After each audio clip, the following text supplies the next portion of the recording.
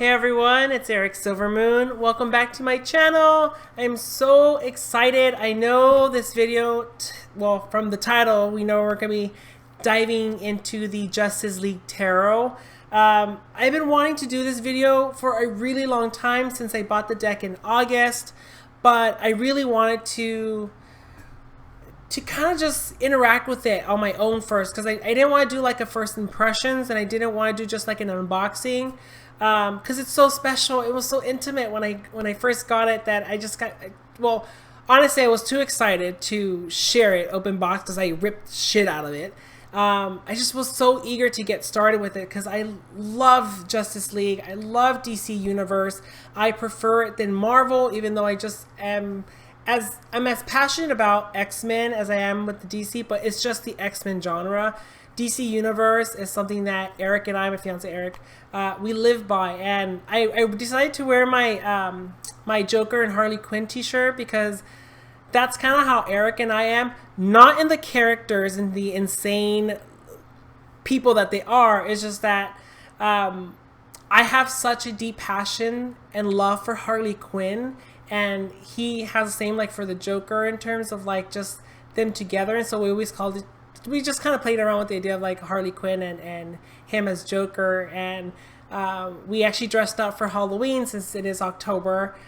We dressed up for Halloween as Harley Quinn and Joker a few years back, and so I wanted to share that picture because for two reasons. One, I loved dressing up as Harley Quinn, and two, it's because it's a girl costume, and my waist was actually thin enough to fit in it, and so I love that picture a lot. But I love the makeup. We had our friend do our makeups, and he did such an amazing job. So I'll go ahead and just share the picture with you guys now. So here's a picture of Eric and I believe I was either 20 years old. We're both 20. This was at our first Halloween party that we ever threw in our first apartment, or actually a townhouse that we were renting, and so it was really special because we really wanted to be the Joker and Harley Quinn, and so I was really excited that we got the opportunity to dress up. There is no way that I will ever fit in that costume ever again, but it was really fun. So we're going off topic here, kind of. So this is the Justice League Tarot. Here's the box. This here is Madame Xanadu in the cover as the Two of Swords. It's such a beautiful card. I can't wait to share that with you guys. Here's the back of the Justice League Tarot. It's actually a really nice kind of box. Normally, I always throw the box sets away, the box that comes with away. But for some reason, I kept this one, and I kept also the Tarot Illuminati, just because they're really good, good sturdy boxes. I don't think I'm going to use this for storage. I kind of like it.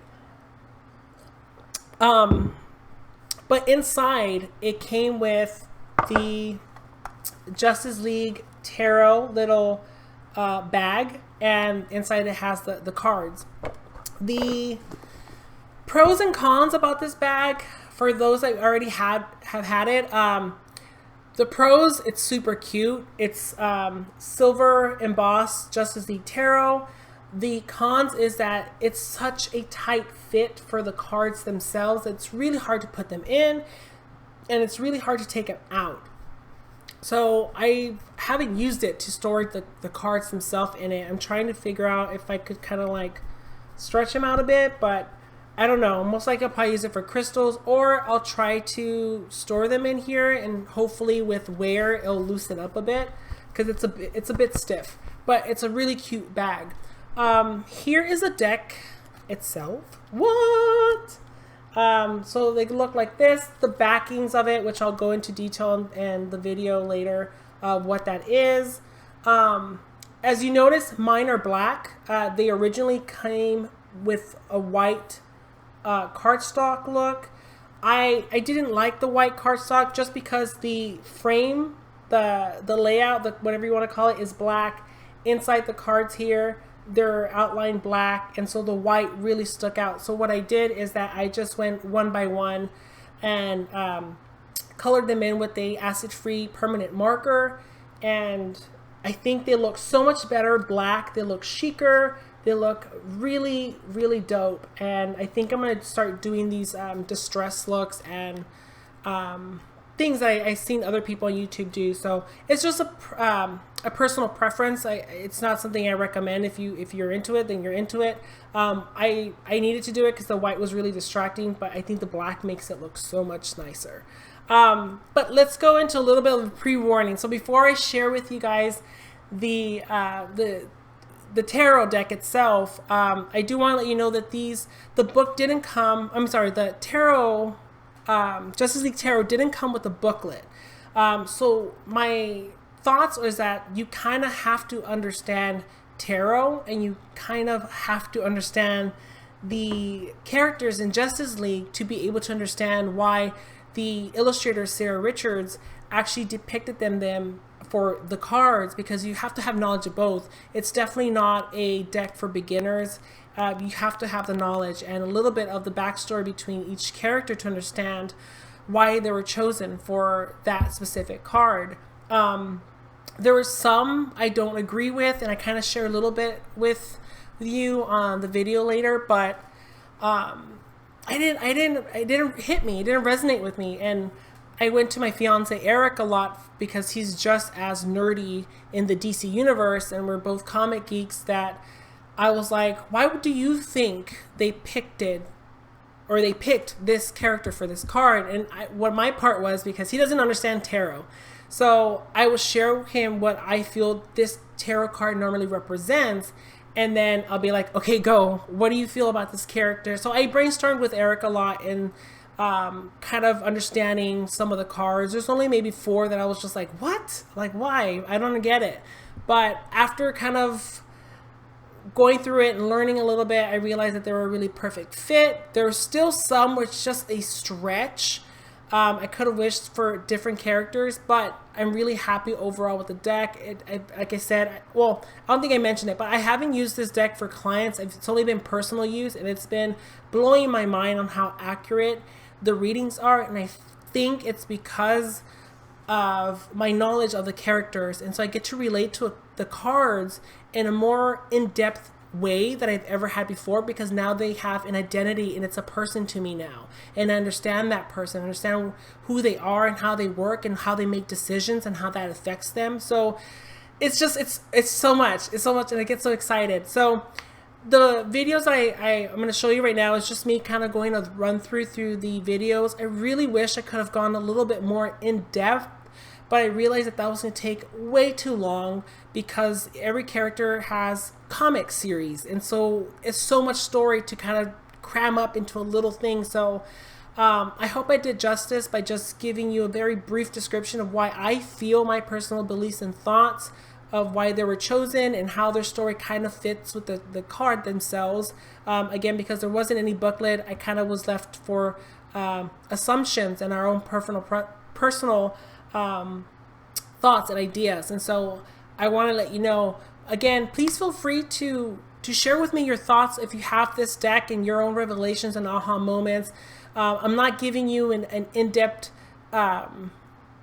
breakdown of the tarot themselves, just the cards and the characters and who they are and why they were picked. I'm not breaking down of like the tarot cards themselves and what the tarot cards represent or mean, just the characters, so that it gives the people a little bit of a knowledge on their backstory, because I've seen a couple videos on these Justice League tarot, and there was way too many people not knowing big characters in the DC universe. And I know for me, I'm a big fan, so I kind of know the characters, and so it's almost like I know who that is. And so I wanted to put this video, and it's taking me a little bit of time because I was trying to figure out how I wanted to showcase them and how much information I wanted to provide. But unfortunately, for the sake of this long video, which is already 10 minutes in, I'm just gonna share with you the cards, and I'm really excited. So blessed be you guys, and I hope you enjoy. All right, you guys, so these are the backs of the cards a little bit more close up, and I know it's a little bit hard to tell what is going on,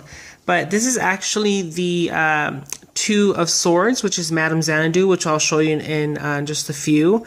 It's kind of like this collage work in half. So here we have, you can see her heart necklace and the tarot cards, and then you have the reverse up here. So it's both images kind of forged together, and then there's some other little items. I think Sarah Richards just kind of did like this collage work and created the backs. I kind of wish they were a little bit different, but I think it's good. I think it's okay.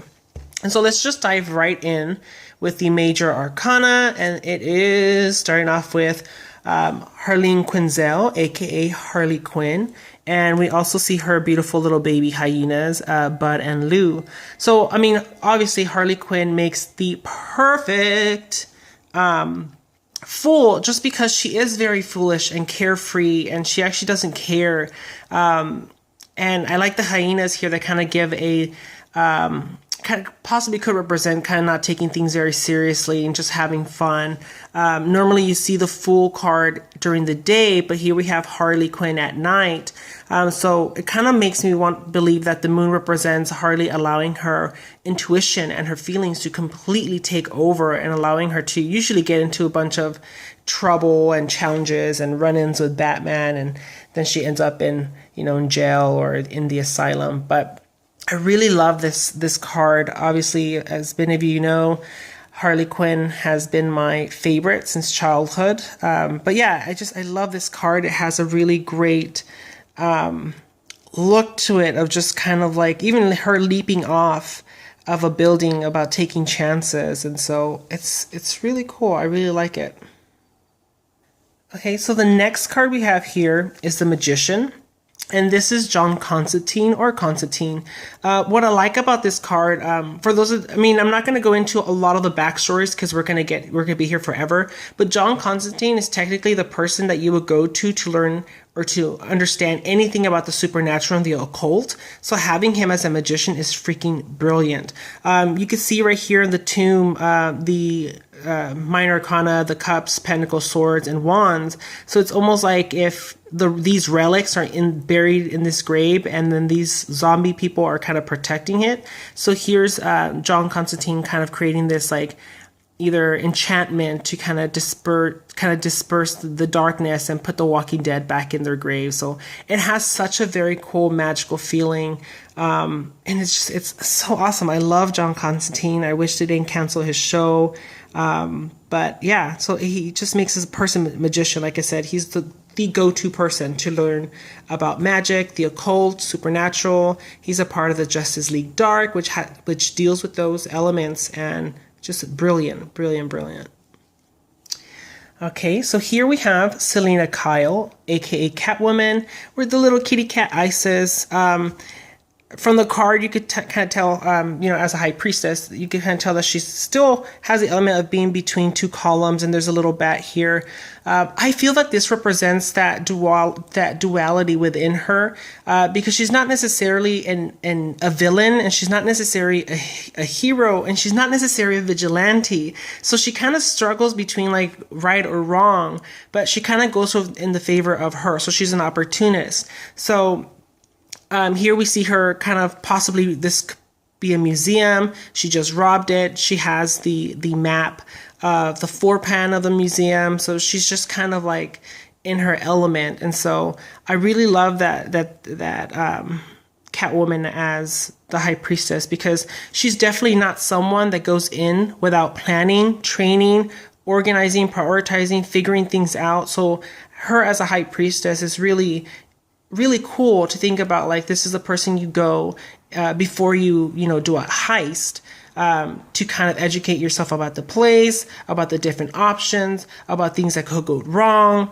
kind of learning everything before actually doing the heist. And so this is kind of her just being like, yeah, I'm the one that you want to talk to about breaking into this high level museum. So the part with the duality with Selena Kyle, with Catwoman, is that you can't necessarily trust her, because even if she helps you steal some of the jewelry, who's to say that she's not going to ditch you, take the jewels, and leave you dealing with the police and stuff. So it's such a cool card, and I love her facial expression of, I hope I can zoom in, of her just admiring her Ruby, and Isis there, her little assistant. So I love it. So here's another one of my favorites. Here we have Dr. Pamela Isley, aka Poison Ivy, as the Empress. And it's just, look how beautiful her facial expression, the earth all around her, all these beautiful abundance. The really awesome thing is that she created all of this. This is all her doing. So as Poison Ivy, she could manipulate and kind of create her own life out of plants, and she create her own creatures, life plant creatures. And you know, with Dr. Pamela Isley, she's a botanist, and so she knows everything about the process and the very scientific mind about things, kind of like the process of how things need to develop and the growth of something and nurturing something to full fruition. She's also someone that has rushed her projects, or her babies, as she likes to call them, where they end up failing, or sometimes she gets very impatient. So it's such a great card. And I think you have to know a little bit of her backstory, like I said before, to kind of understand her different trials and errors when it comes to her rushing her the development of her plant life creatures, or also kind of like, what's the word I want to use? If you think of like the vines that she could kind of come up from the ground, they kind of surround you and suck the life out of you. That's kind of what her powers are too. They could be just like a mother's energy, can be very, very tight and overwhelming and smothering. So it's just, this card is just beautiful.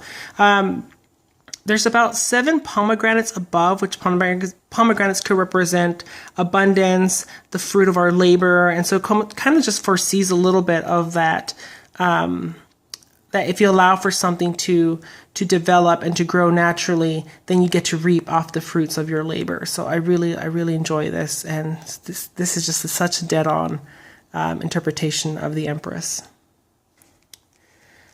Okay, so here we have Arthur Curry, aka Aquaman.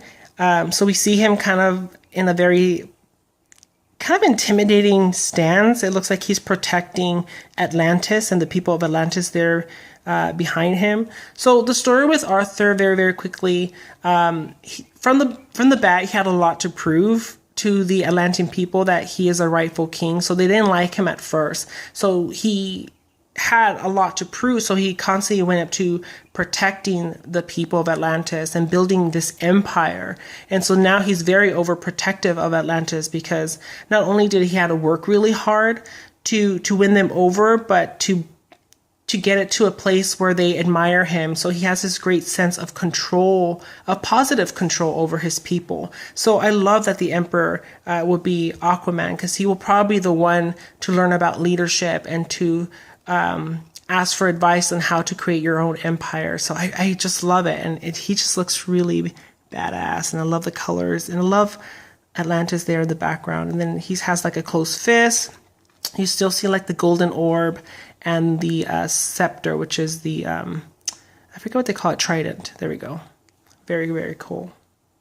Okay, so here we have Ra's al Ghul, or Raj al Ghul, or the Demon's Head, whatever he goes by. He is the leader of the League of Assassins. And right here we see the Lazarus Pit. So the Lazarus Pit has a very healing properties. They not only prolong his life, and they make him kind of like immortal, but they also make him very crazy, which is why he has that crazy like look in his eye.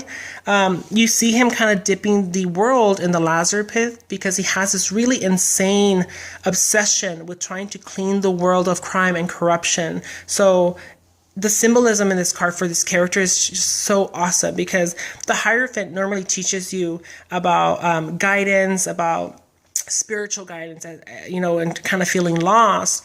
In that perspective, you know, like a priest, when you go to a priest to go get advice, it's a very close-minded advice. It's all geared towards that priest's belief systems. And so that's the same thing with Raj al Ghul, is that his belief system is so narrow-minded. So when people go to him for training, coaching, inspiration, or whatever leadership, it is in his image and his idea. So that's how he corrupts people.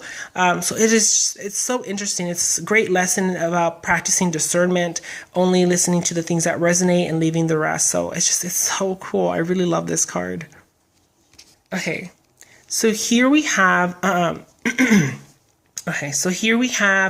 Kendra Saunders and Carter Hall, aka Hawkman and Hawkgirl. In a glance, you would imagine that these are three different people, but in reality, they're the same. So this card's about, and they're the lovers, obviously.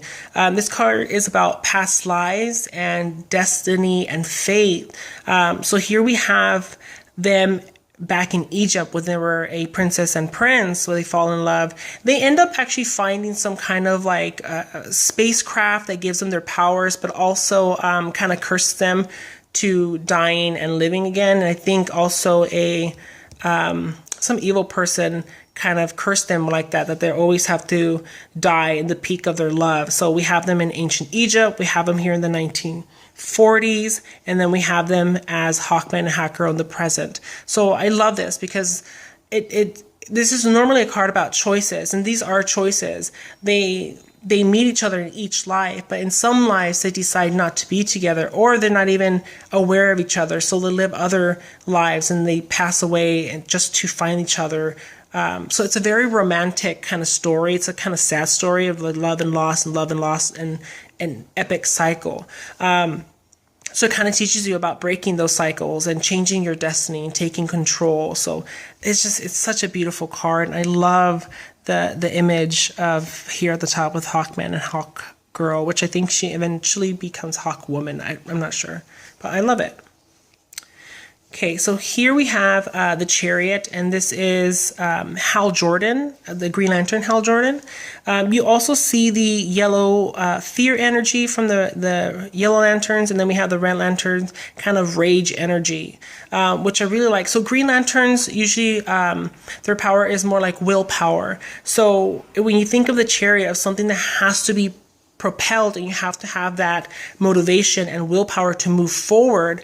And here we have the opposite balances of like having that fear and anger and doubt and all these emotions. And so it's kind of like him putting his hand like this is showing that I need to move past my fears and blocks, and I have to control this situation to propel forward, to move past this. And so I really like that because it looks like he's blasting them further into space. And he can't be distracted because he has to either push these towards, let's say, the sun to eliminate them. And so it has such a cool force, momentum, propel forward energy from this. And also kind of like I need to focus. I cannot be distracted right now. So I really love this card as well. And here we have my homegirl, Princess Diana Prince, or aka Wonder Woman. And we also have, I believe her name's Barbara or Minerva, or I think, you know what, I think it is Barbara Minerva. And this is Cheetah. So we have her as strength. So Wonder Woman as strength, obviously amazing. But the thing that I really love this even more, because we all know that she is strong. But I love that there's a deception about strength, because when you look at Wonder Woman, you see someone gorgeous, kind of just like her presence is strong, but you could physically see her as she's probably not that strong. So here she's kind of overpowering this very scary creature of Cheetah. Cheetah's very primal. She acts on her emotions. And so here we have Wonder Woman kind of serene and taking control over the situation. Even though she is banged up and cut and scraped, she's not allowing that to scare her of controlling the situation and harnessing. And what I love about the lasso of truth is that symbolic with the strength, that we have to be very, very honest with ourselves about our fears, about what scares us, and realize that they're just false. They're just false. They're limiting beliefs. They're not real. They're illusions. And having this strength and this serenity of going within with Wonder Woman, it is so fucking brilliant. I can't even take it, you guys. It's so good. Okay, so here we have Dr. John Osterman, aka Dr. Manhattan. If you're familiar with The Watchmen, you kind of understand what this scene is. In the comic books The Watchmen, Dr. Manhattan goes to Mars to kind of retreat from the human race because he kind of feels like he's either has like a superiority complex or realizes that the human race is already lost, so it doesn't need him. And so he kind of goes into Mars to retreat and to figure things out. He ends up creating this ginormous glass sculpture, which is kind of moves like a clock to represent time. And then over here, you see the sand kind of falling in terms of like time passing. And so it's almost like I need to disconnect and detach from the world so that I could be alone with my thoughts, figure out what my purpose is, what am I supposed to be doing, so that if he decides to return back to Earth, he understands what his purpose and how he could help humanity. Because at this point, he felt like humanity was already lost, which is why he needed to retreat. So that little brief backstory helps you understand why he makes the perfect hermit. Okay, so here we have Harvey Dent, aka Two-Face, as the Wheel of Fortune. And so this is just so delicious because obviously for those of you who know Two-Face, he always uses that quarter that's a two-sided, what's it called, a double-headed quarter. So one's looks like a regular quarter. In the reverse, it's like the same quarter, but it's all scratched up. So that's how he determines whether it's a yes or a no, a positive or a negative.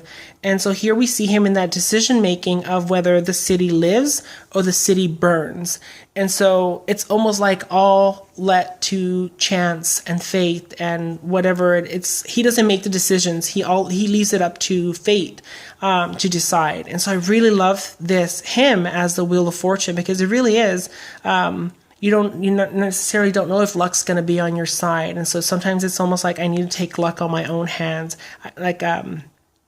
So yeah, it's just, I get so excited when like things just like, oh, there's just a perfect little marriage here. And I really appreciate Sarah Richards and whoever worked to get these characters for these cards, because I loved Harvey Dent as a Wheel of Fortune. It's just so cool. And he looks so crazy and it's creepy. I love it. So here we have Bruce Wayne, aka Batman, as Justice. And then obviously he has to be Justice. So here we have a scene where his parents died, and there we see little Bruce, little Batman kind of crying. And so there's this very fine line between vengeance and justice, and here we have Lady Justice kind of reminding Batman of the balance, that he can't always act on emotion. He has to bring, I don't know, kind of like people or criminals to justice to serve the rightful. He can't be that person that decides the people's fate. And so I think with this bat symbol here, it's a reminder for him that his humility is needed in Gotham. We don't need another person scaring people in the street and causing terror. We need someone that's doing that in the name of justice. So I love that they show this scene of his parents being murdered, or that they've already been murdered, as kind of a reminder that there is a very fine line that you could easily cross. And so he goes through those moments where like, I need to make sure that I'm always in the rights, the law and order of things. And so it makes it perfect for justice. Okay, so for the Hangman, we have Boston Brand, aka Deadman.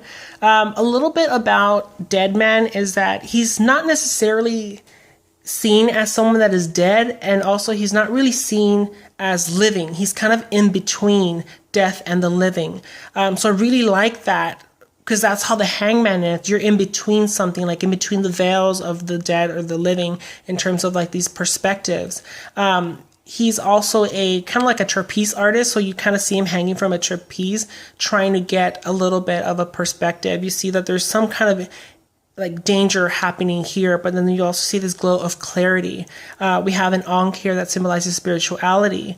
And then we have an hourglass on his side that kind of means in between time, not necessarily moving forward or backwards in time, just a standstill moment. So I love this.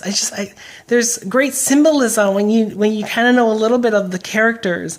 And so they just did a great job with Deadman as a hangman, because it really is about changing your perception, understanding both sides, that it's not a time to act. It's not a time to really go within. It's just a time to be present and to to figure out how you feel about certain things, especially when it comes about this either card about spirituality and having that the chains kind of symbolizing that restraint over it, or almost like that moment of when people have a spiritual crisis or a crisis of faith. It's that moment where I don't know where I stand. If you know, is I don't know where I stand right now about certain things. And that moment of clarity when you kind of change your perception upside down and you realize the things that matter. So this is brilliant. And here we have death, which is awesome with doomsday. So doomsday is, I guess you should go, this scene kind of is the scene of the death of Superman. So here we have Superman defeated. Doomsday is a creature that is so set on destroying Superman. And at one point it's believed that he did it. Of course, Superman returns, but this is a moment where he was so close to actually physical death. So this card is a huge battle that ends with the death of something for a lot of people. And Superman, his S represents hope. So for this is like that death of hope, of something just ending. As the dust is settling, you see here in this corner, this flower that's blooming that still symbolizes that life will go on, that something died, but there's still life. And so I love this kind of like transitions in this card, and this kind of like a scary thing where it's almost like Doomsday's kind of reaching at you, and it's kind of scaring you of losing hope. And this is just a reminder that there is still hope because life still goes on. And I really like that. I love it. So here we have Raven as the Temperance. So Raven is the daughter of Trigon, which he's kind of seem almost like the devilish creature from hell. And so Raven really strives to be good, and she tries to do good. And so she has this battle between light and her darkness, because when you think of this being the daughter of like the devil, you have this evil already within you, tempting you, wanting to turn to the darker side of things. And so she has to figure out the balance. She has to figure out the purpose of both. And so it almost kind of reminds you of the Two of Pentacles, of like that balance and harmony. But for her, it's in an internal, spiritual, emotional struggle of like, I need to figure out what the purpose of each. Sometimes I need to delve into my darkness to achieve something, and sometimes I need to dive into my light side to achieve something. But I never let either or kind of take over, because there's a sense of the temperance where you have to kind of temper something. You can't just, you know, when you think of the word temperance, as you have to slowly introduce something to something. And so she does that with her powers and who she is. She slowly introduces a little bit of the darkness to help her, because that's where her powers come from, is within that darkness. So in order for her to do good, she has to allow a little of that darkness to come through to be a service. So perfect. And I love Raven. I just love it. She looks just very witchy, very magical. Okay, so here we have Lex Luthor as the devil. This is so perfect. The image is something I've never seen Lex Luthor look like this, but I kind of dig it because it gives you this mobster, mafia boss kind of feel. So Lex Luthor he is so smart and charismatic, and he is so crazy at the same time that he could achieve so much by not moving a finger. These chains possibly symbolize him using somebody else to do the dirty work for him. So he has this presence of like, it's almost like someone that you just want to work for, but not realize that the work that you're doing is wrong, and it's not really benefiting you, it's benefiting him. So it's almost like these chains are going into his pocket. It's almost like I have you in my pocket kind of thing. So it looks like there's some kind of chaos where the earth is cracking and this smoke and steam's coming out, kind of either revealing his true intentions, or what he truly is, which is kind of like this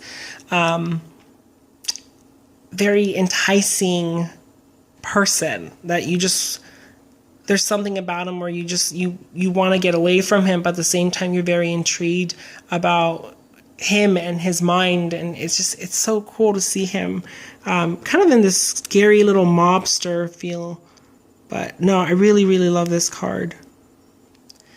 Okay, so here we have the Joker as the Tower, and I love it because the Tower represents sudden change, instant change, unexpected change, things falling apart, something that is kind of like just chaos in its rawest and most intense form. And the Joker is that, you know, he's instant change. He causes destructions, not just to cause destruction, but just kind of for laughs.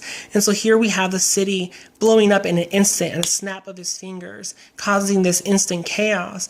But the thing with the Tower is it also symbolizes that we can rebuild, we can move past this. Our foundation is probably still strong, that we can survive this. And so that's kind of where this card kind of represents for me, and it's just, he's so cool, and his face is so sinister and creepy, of like there's just no thought behind anything of his actions. It's just, I do it just to do it. And that's kind of where you have to like move past this and focus on not allowing the chaos to overwhelm you, to kind of go into this, jump into action to figure out, okay, what do I need to do? What's the solution oriented minded? So this is really cool.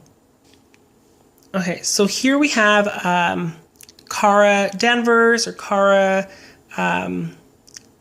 Kent, I guess she could go by something, but she's Superman, or this is Supergirl, but she's Superman's cousin.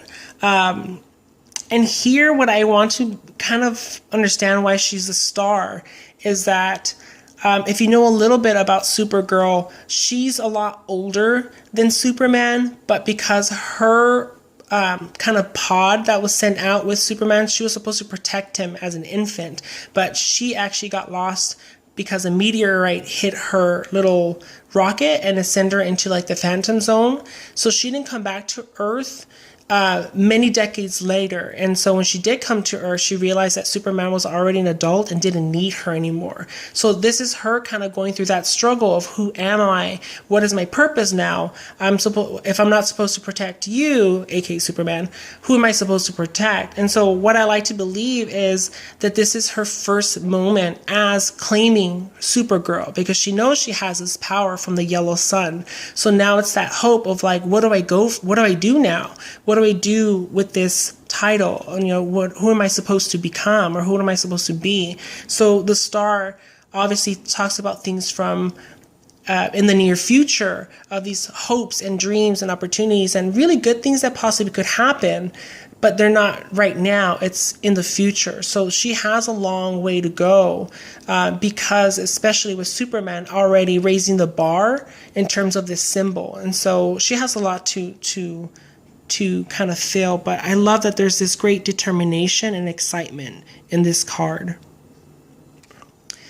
Okay, so here we have Tech Adam, aka Black Adam, as the moon. And what I love is that you always see a female as the moon, but here we have a male. And a little bit about Black Adam, he is one that is so enraged and engulfed in his own emotions and the loss of his grief of his wife, that his actions always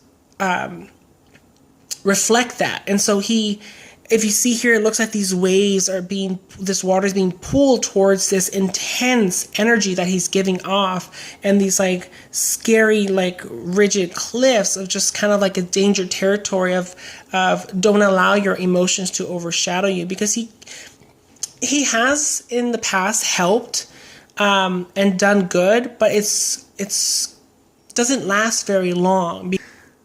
So what I like about a male in this the most is that when a man is lost in his emotions, it is scarier for me than a woman lost in her emotions, because a man lost in emotion becomes very aggressive and angry and very, very scary.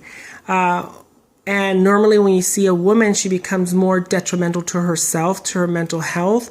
But a male sometimes lashes out and attacks others, which is really, really scary. So this is a really good reminder for men to kind of control those aspects and be more in tune and get to know your intuition and your body and how it manifests, and not to get lost in that, and not to pull everything around you, almost like a bomb that's going to implode, and it sucks everything in to explode with it. So it's such a powerful card, and I can't wait to journal a little bit more on with Black Adam, and then this Moon card with the masculine energy behind it. It's so delicious. I love it. So here we have the Sun, and this is Billy Watson, right? Yeah, no, Billy Batson. So this is Captain Marvel, so aka Captain Marvel. So what's really good about this is that he is the complete opposite of Black Adam. So this will be like the more happy, positive version, because they both have that same symbol. They're both kind of not mentors, but they were mentored by the same wizard. So when Black Adam was originally the golden light boy, when he lost himself to his emotion, anger, he was casted out by this wizard, and then the wizard seeked out a replacement, which he found this boy. So this boy was deemed worthy of the power.